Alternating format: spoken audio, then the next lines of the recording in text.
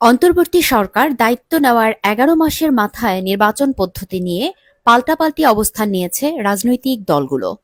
হাসিনার সরকারের পতনের পর সংবিধান সংস্কার কমিশন দ্বিকক্ষ বিশিষ্ট জাতীয় সংসদ প্রতিষ্ঠার সুপারিশ করেছে, যেখানে সংসদের নিম্নকক্ষে আসন থাকবে ৪০০।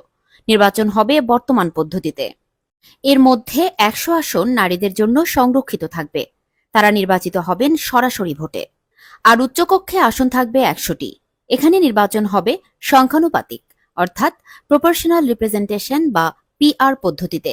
সংসদের ২ কক্ষ মিলিয়ে মোট আসন হবে ৫০০টি।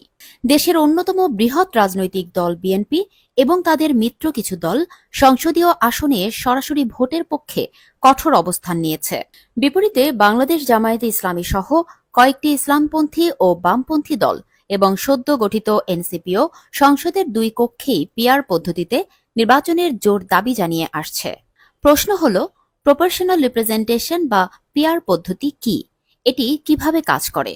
উত্তর হল, এই পদ্ধতিতে আসন ভিত্তিক কোনো প্রার্থী থাকেন না। ভোটাররা ভোট দেন দলীয় প্রতীককে। একটি দল যত শতাংশ ভোট পাবে সে অনুপাতে সংসদে তাদের আসন সংখ্যা নির্ধারণ হবে।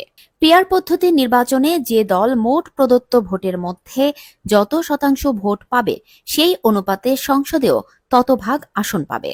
যেমন বাংলাদেশের ৩০০ আসনের সংসদে ১% ভোট পাওয়া দল ৩টি আসন পাবে, ১০% ভোট পেলে আসন পাবে ৩০টি। পিআর পদ্ধতিতে যেহেতু ভোটাররা তাদের এলাকায় সরাসরি প্রতিনিধি নির্বাচিত করতে পারবেন না, সেহেতু দলের নির্বাচিত প্রতিনিধি দিয়ে সংশ্লিষ্ট সংসদীয় আসনে এলাকাবাসীর স্বার্থ কিভাবে রক্ষিত হবে সে প্রশ্ন এবং সংশয় থেকে যায়। ইতোমধ্যে এই বিষয়টি নিয়ে সমালোচনা শুরু হয়েছে।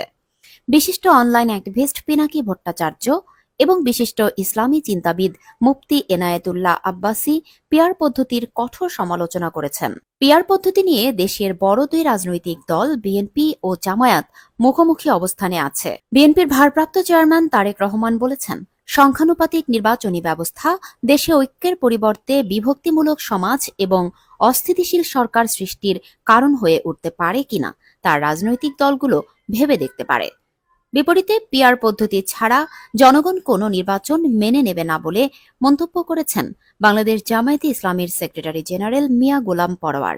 বিএনপি ২০১৮ সালে তাদের ইতিহাসের সর্বনিম্ন ১৩% ভোট পেয়ে জিতেছিল ৬টি আসন।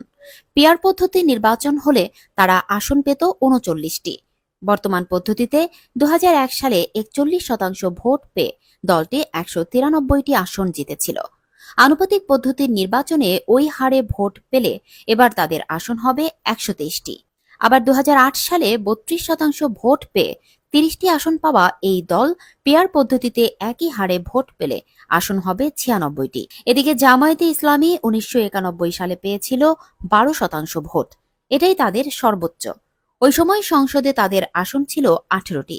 এবার আনুপাতিক পদ্ধতির নির্বাচন হলে এবং আবারও দলীয় ইতিহাসের সর্বোচ্চ ১২% ভোট পেলে জামায়াতের আসন দ্বিগুণ হয়ে ৩৬টিতে দাঁড়াবে। এজন্য বিএনপি ও জামায়াত পিআর পদ্ধতি নিয়ে ২ রকম অবস্থান নিয়েছে।